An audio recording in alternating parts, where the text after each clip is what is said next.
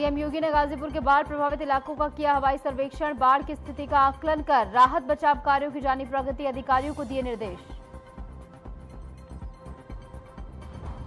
वाराणसी में सीएम योगी ने जनता दर्शन कार्यक्रम में लिया भाग। आम जनता से सीधे संवाद कर सुनी समस्याएं, अधिकारियों को शिकायतों का त्वरित और पारदर्शी निस्तारण करने के दिए निर्देश। योगी ने तृणमूल सांसद पर अपनाया कड़ा रुख। तृणमूल कांग्रेस से की माफी की मांग। अमित शाह के खिलाफ आपत्तिजनक टिप्पणी, एक्स पर मुख्यमंत्री ने स्पष्ट किया रुख। तृणमूल कांग्रेस की टिप्पणी को बताया अपमानजनक। वाराणसी में घटने लगा लगातार बढ़ता गंगा का जलस्तर खतरे के निशान से नीचे। बाढ़ का खतरा टला, प्रशासन सतर्क।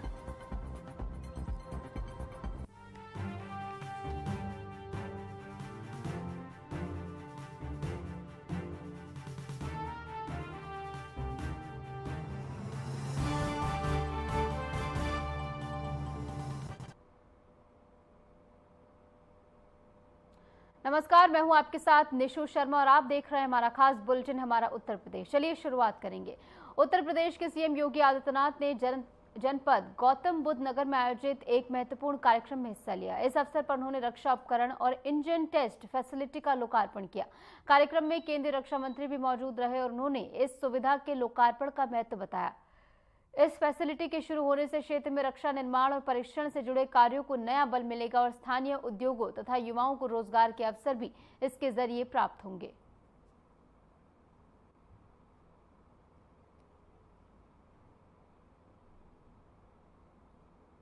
आभारी हूं आदरणीय प्रधानमंत्री जी का और आदरणीय रक्षा मंत्री जी का, जिन्होंने देश की वर्तमान की चुनौती को ध्यान में रखते हुए देश के अंदर दो डिफेंस मैन्युफैक्चरिंग के जो दो नए केंद्र उभरते हुए दिखाई दे रहे हैं, उनमें से एक उत्तर प्रदेश को दिया है और उत्तर प्रदेश में हम 6 नोड में उसका विकास कर रहे हैं।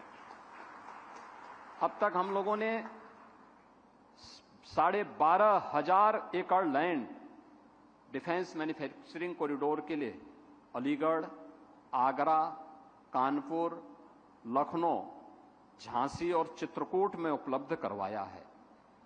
और इसके अलावा हम लोगों ने इस बात को भी सुनिश्चित किया है कि जितना भी लैंड चाहिए और जिस भी प्रकार की सुविधा चाहिए उत्तर प्रदेश सरकार उपलब्ध करवाएगी। मैं धन्यवाद दूंगा आदरणीय रक्षा मंत्री जी को, जिन्होंने ब्रह्मोस मिसाइल का केंद्र उत्तर प्रदेश की राजधानी लखनऊ में बनाया है।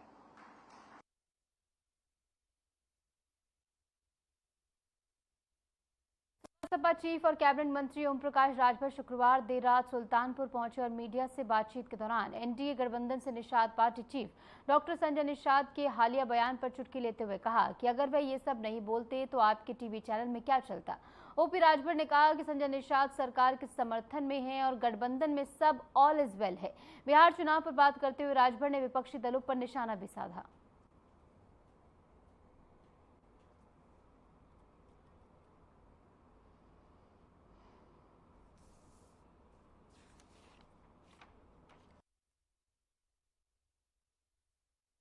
वो सरकार के समर्थन में है। अगर वो बोले ना, आप बताइए आप लोगों के टीवी पे चलेंगे? नेता लोग कुछ बोल देते हैं, आप लोगों का काम भी हो जाता है और नेता का भी काम हो जाता है, उनका प्रचार हो जाता है, आप लोगों का टीवी चल जाता है। और कोई बात तो रहा है, ऑल इज वेल, कहीं कोई गड़बड़ी नहीं है।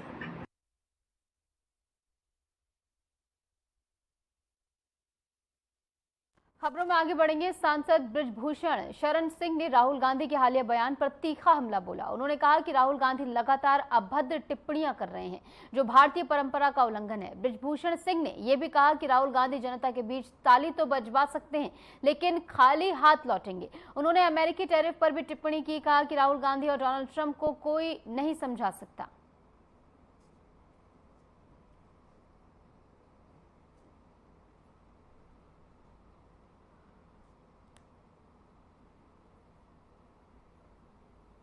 देखिए, हमारे यहाँ कहा गया है कि सत्य बोलो, लेकिन अगर सत्य अप्रिय है तो मत बोलो।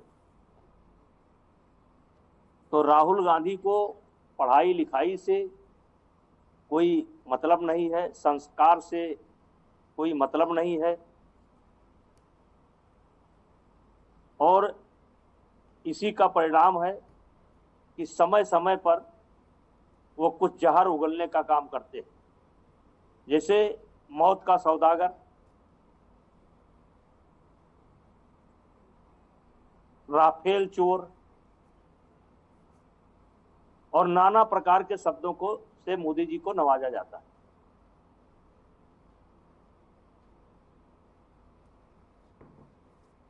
मुख्यमंत्री योगी आदित्यनाथ ने तृणमूल कांग्रेस के सांसद द्वारा केंद्रीय गृह और सहकारिता मंत्री अमित शाह के खिलाफ की गई असंसदीय और आपत्तिजनक टिप्पणी को लेकर कड़ा रुख अपनाया। मुख्यमंत्री ने एक्स पर पोस्ट कर लिखा कि ये टिप्पणी न केवल अक्षम्य है बल्कि भारतीय लोकतांत्रिक मूल्यों का भी अपमान है। सीएम ने कहा कि यह घटना तृणमूल कांग्रेस के राजनीतिक कुसंस्कारों को उजागर करती है और देश के हर नागरिक के लिए अपमानजनक है। उन्होंने तृणमूल कांग्रेस से मांग की है कि वे इस अशोभनीय टिप्पणी के लिए पूरे देश से तुरंत माफी मांगे।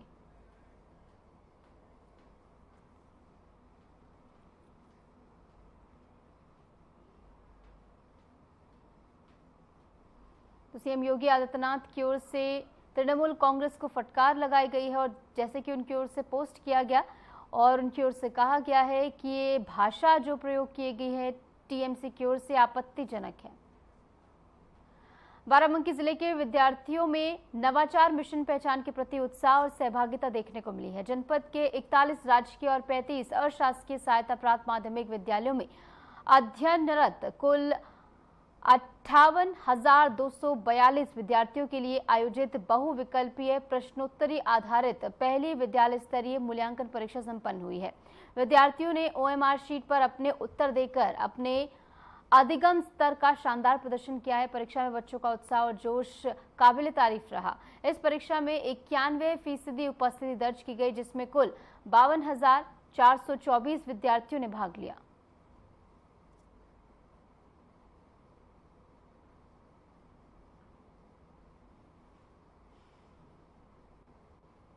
खबर भदोही से है, जहां जिलाधिकारी शैलेश कुमार के निर्देश पर प्रशासन ने यातायात नियमों को लेकर सख्त रुख अपनाया है। इसी क्रम में एआरटीओ राम सिंह ने लाल नगर टोल प्लाजा पर नो ड्रिंकिंग ड्राइव अभियान चलाया है। 10 गाड़ियों की चेकिंग यहां पर की गई, हालांकि कोई भी ड्रिंक कर गाड़ी नहीं चलाता पाया गया। राम सिंह ने बताया कि अब बिना हेलमेट पेट्रोल नहीं मिलेगा। जिले भर के पेट्रोल पंपों पर 1 महीने तक विशेष अभियान चलाया जाएगा।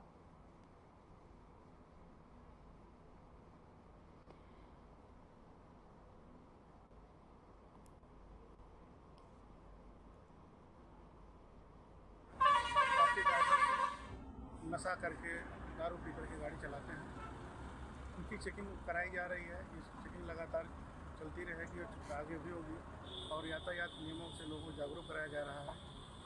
1 सितंबर से लेकर 30 सितंबर तक हमारा एक अभियान नो हेलमेट नो फ्यूल पे भी चलेगा। सर अच्छा, जैसे पेट्रोल टंकी पे देखा भी जाता है सर कि डीएम साहब का आदेश होने के बाद भी तेल दिया जा रहा है, लेकिन ये जमी पर प्रभावित नहीं दिख रहा है, तो इसके लिए आप नहीं, मतलब 1 सितंबर से उस पर जो है कि तगड़े से अभियान चलाया जाएगा। 1 सितंबर से लेकर 30 सितंबर तक उस पर सघन अभियान चलाया जाएगा। हमारी एडिशनल एसपी साहब से बात हुई है, सीओ साहब से बात हुई है और जिला सूचना अधिकारी के माध्यम से जो है कि सारे पेपरों में प्रचारित प्रसारित करा जा रहा है। इस पर जागरूक हो लोग और मैंने डीएसओ से भी बात की है, इस पर सभी टेम्पू वालों को जानकारी दें ठीक से। अच्छा सर, जो यार ड्रिंकिंग ड्राइव पे चल रहा है, अभियान चल रहा है, इसमें किसी का चालान आज हुआ या नहीं? अभी तुमने लगभग 10 ड्राइवर चेक किए हैं, अभी उसमें से नहीं मिले हैं। अभी ये और आगे देखते हैं, हो सकता है मिले।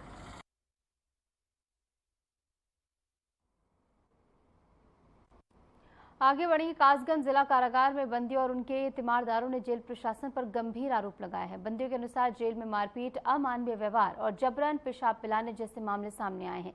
नए जेल अधीक्षक ने बाहर से आने वाले पैल्ड सामान पर रोक लगाई है और इसी के साथ साथ कैंटीन में महंगे दामों पर सामान बेचा जा रहा है। तीमारदारों ने मिलाई बंद होने और इसी के साथ साथ मेडिकल जरूरतों की अनदेखी की शिकायत भी की है।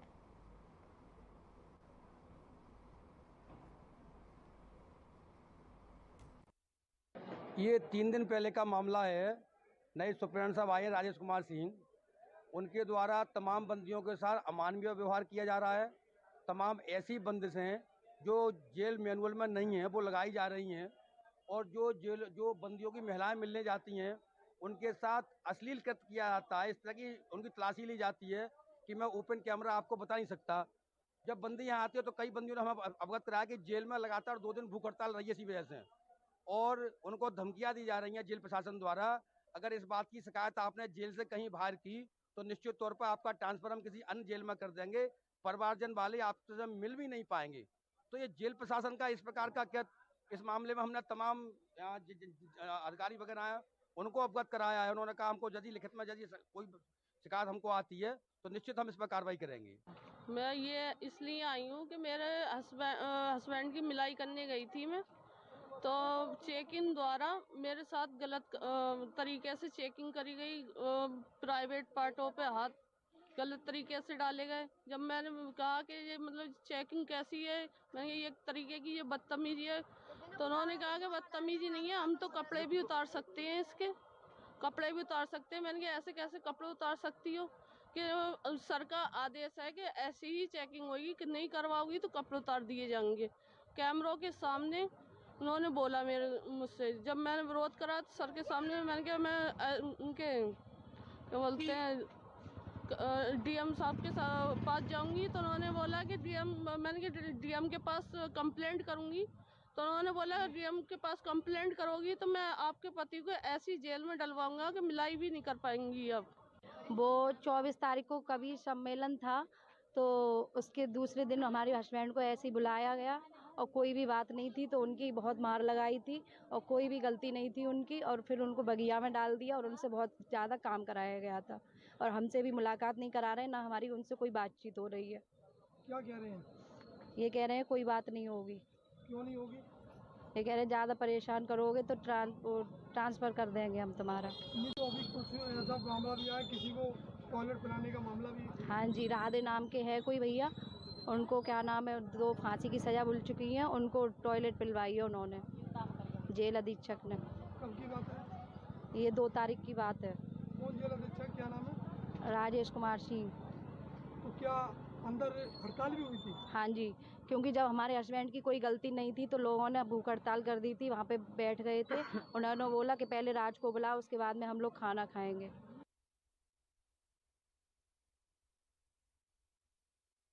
में आगे बढ़ेंगे। कानपुर से बेहद गंभीर और हैरान कर देने वाली खबर सामने आई है। आरपीएफ थाने के गेट के सामने पार्किंग में खड़ी एक लग्जरी कार के अंदर सीआरपीएफ इंस्पेक्टर निर्मल उपाध्याय का शव बरामद हुआ है। निर्मल उपाध्याय उत्तराखंड के रहने वाले थे और सीआरपीएफ की 183वीं बटालियन में इंस्पेक्टर के पद पर तैनात थे। उनकी पोस्टिंग पुलवामा में थी। हाल ही में उनकी शादी हुई थी। बताया जा रहा है कि निर्मल के और उनकी पत्नी के बीच देर रात विवाद हुआ था। हालांकि परिजनों ने किसी तरह के संदेह का संकेत नहीं दिया है। शुरुआती जांच में शव के पास नींद की गोली और ग्लास पाए गए हैं।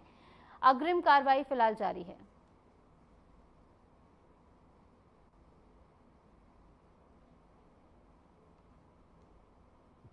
कुछ नहीं, अभी तो कुछ नहीं पता है मुझे कि क्या हुआ, कैसे हुआ। सीआरपीएफ में इंस्पेक्टर थे, अपनी यूनिट जा रहे थे।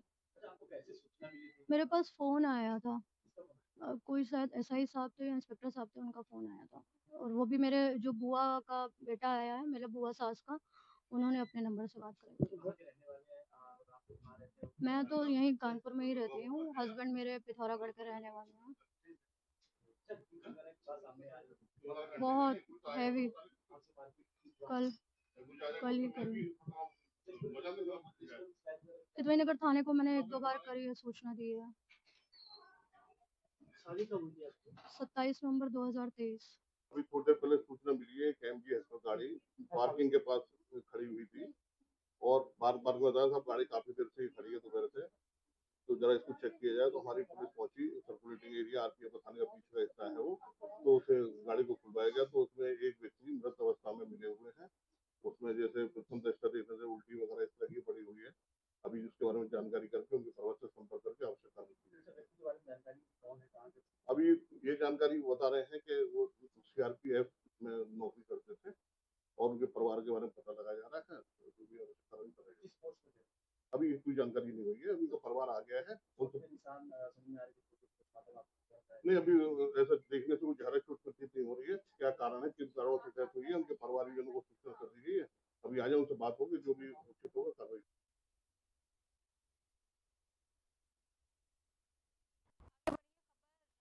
से है जहां डीआईजी सुधा सिंह और एसपी रोहित मिश्रा ने रेलवे परिसर का निरीक्षण किया। पुलिसकर्मियों ने उनका पुष्पगुच्छ देकर गर्मजोशी से स्वागत किया है और गार्ड ऑफ ऑनर भी दिया गया। उन्होंने ट्रेनों में हो रही दुर्घटनाओं को लेकर सख्त निर्देश दिए हैं। निरीक्षण के दौरान सीओ सिटी अमित सिंह भी मौजूद रहे।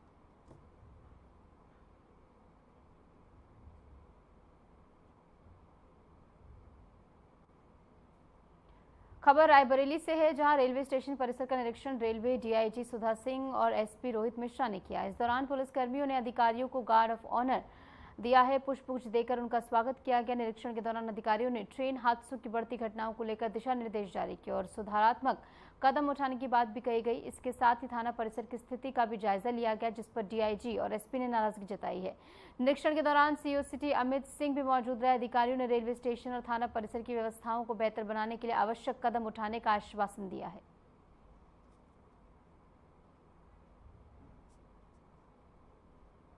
ये जीआरपी थाना रायबरेली का निरीक्षण करने के उद्देश्य से मैं आई हूँ। मेरे साथ एसपी जीआरपी लखनऊ भी हैं और यहाँ जो आम उद्देश्य मेरा यही है कि जो क्राइम कंट्रोल है या क्या यहाँ पे अपराध हुए हैं उसके बारे में एक विश्लेषण करना, प्लस विशेषकर जो कुछ ट्रेन्स में स्टोन पेल्टिंग की घटनाएं हो रही हैं इस जोन में, उसको देखना कि उसका एनालिसिस करना और कौन से गांव हैं उसके आसपास में उनके बारे में जानकारी करना। वहाँ हम लोग एक अभियान चलाएंगे, अभी भविष्य में, पूर्व में भी चलाए परंतु भविष्य में भी इसको अभी आगे बनाए रखेंगे और इसमें एक मीटिंग करेंगे गांव वालों से और उसमें जानकारी करेंगे सब चीज़, ताकि इस तरह की घटनाएं जो हैं ट्रेन में ना हो सके। निरीक्षण के दौरान क्या खामियां पाई गई?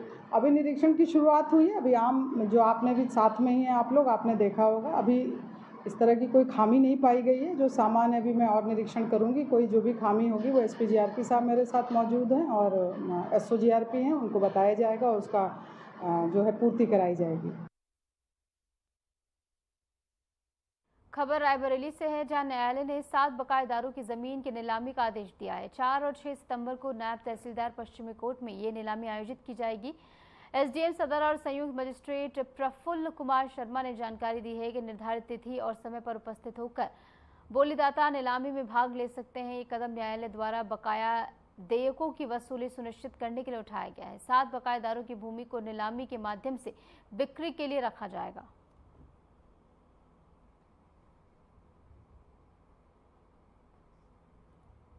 बदायूं से एक गंभीर स्वास्थ्य घोटाले की खबर सामने आई है। दातागंज के सामुदायिक स्वास्थ्य केंद्र में सरकारी अस्पताल बनते हुए प्राइवेट एम्बुलेंस खड़ी करने का मामला सामने आया। जानकारी के अनुसार अस्पताल में 24 घंटे प्राइवेट एम्बुलेंस खड़ी रहती है, जबकि दर्जनों सरकारी एम्बुलेंस मौजूद है।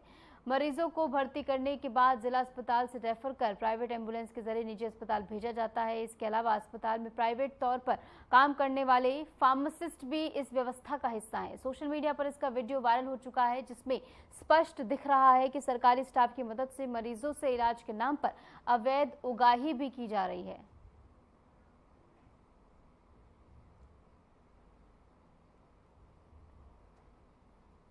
खबर फिरोजाबाद से है जहां शिकोहाबाद के काजी टोला निवासी 14 वर्षीय अंजलि पुत्र डॉक्टर राकेश कुमार की उपचार के दौरान मौत हो गई।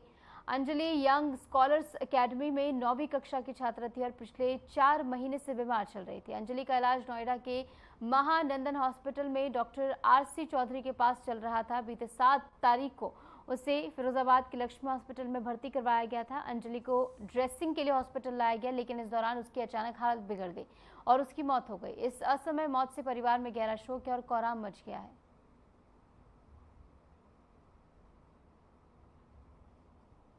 इसका हम लोगों ने बनीका नगरा लक्ष्मी हॉस्पिटल में इसको नर्सिंग के लिए और ड्रेसिंग के लिए उसको हमने एडमिट कराया था। तो कुछ वहाँ पे अमाउंट का थोड़ा सा पड़ जाता, कम पड़ जाता, तो हमने कहा था 2-3 दिन में हम जमा करा देंगे, लेकिन इन लोगों ने इलाज रोक दिया, जिस वजह से उसको ब्लड की 27 तारीख को लगना चाहिए था, वो 28 को लगा इन लोगों की वजह से।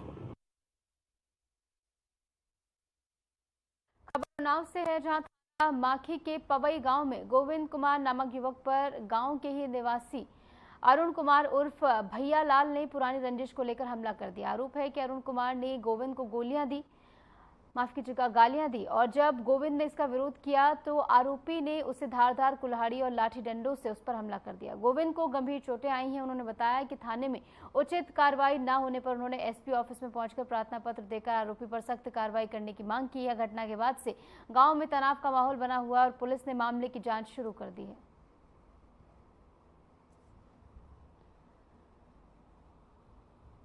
हमारे खेत में इन्होंने एक दिन पानी काटा था, हमने इनको मना किया, गाली गलौज किया।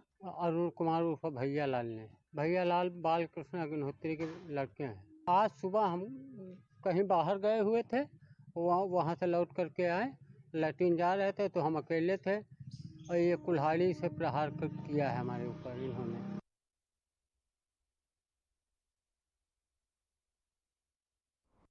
आगे बढ़ेंगे। हैदरगढ़ तहसील के पोखरा इलाके में एक दुखद घटना ने पूरे क्षेत्र को स्तब्ध कर दिया है। 2 दिन पहले घर से खाद लेने निकले 19 वर्षीय गरीब युवक संजय गिरी पैसे गिर जाने से परेशान होकर दयालगंज रेगुलेटर के पास शारदा नहर में छलांग उसने लगा दी। युवक की तलाश में पिछले 2 दिनों से एनडीआरएफ और पुलिस लगातार जुटी हुई है। आखिरकार तीसरे दिन उनका शव इन्होना रजहबा से बरामद हो गया है। इस घटना ने पूरे इलाके में हड़कंप मचा दिया और शोक की लहर दौड़ पड़ी है।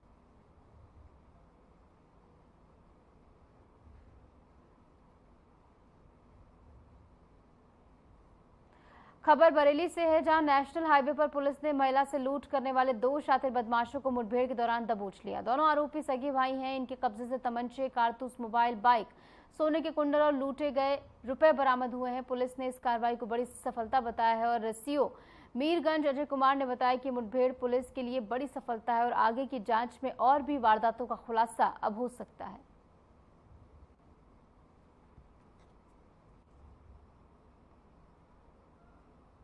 मीरगंज पुलिस को सूचना मिली कि मीरगंज फ्लाईओवर के पास 2 संदिग्ध व्यक्ति मोटरसाइकिल के लेकर खड़े हैं। मौके पर थाना प्रभारी मीरगंज मई फोर्स के साथ पहुंचे तो दोनों संदिग्ध व्यक्ति एक तरफ भागने लगे। उनका पीछा किया गया तो उन्होंने पुलिस पार्टी पर 2 फायर कर दिए।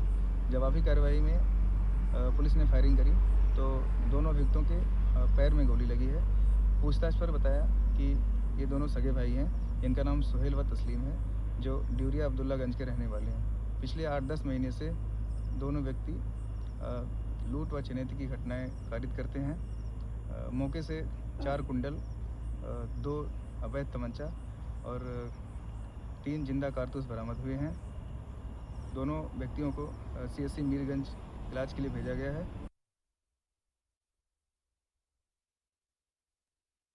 खबर फिरोजाबाद से है। जसराना क्षेत्र में बैंक ऑफ इंडिया फरीहा शाखा में किसानों के खातों से लाखों रुपए की धोखाधड़ी सामने आई है।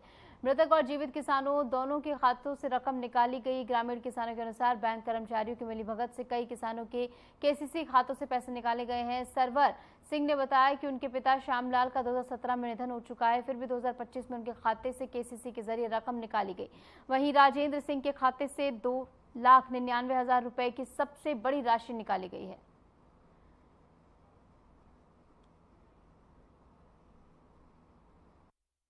हमारा नाम श्याम सिंह होगा, धनौर तुलारा। अच्छा, ये बैंक में हमारे साथ में घटना हुई है दिल्ली जमा है कि हमारे जो केसीसी में रुपया हमने फलो जमा कर दिया था, वो रुपया जो हम फिर निकाल गया, वो रुपया फिर हमारा हिसाब निकल गया। भैया वो रुपया फिर हमको नहीं मिला। हमारे खाते हम कर्जदार और हो गए 1,95,000 रुपये, 1,95,000 कर्जदार हो गए। भैया वो हमारा रुपया निकाल दिया था मैनेजर ने। यही एक जिम्मेदारी है, क्या किया कि उन्होंने क्या किया क्या नहीं। नाम भोले सिंह है, ग्राम बलीपुर तपस्या। और मैंने एक केसीसी कराई थी तो उसमें पहले 49,000 की हुई थी। तो 49,000 मैंने उसमें निकाल के और फिर जमा कर दिए थे साल भर पीछे। अब मैं अपने खाते से दोबारा पैसे निकालने के लिए आया था। उसमें जब मैंने एंट्री कराई तो उसमें 71,000 रुपये मेरे खाते से निकल चुका है और उसमें एक भी पैसा नहीं है मेरे खाते।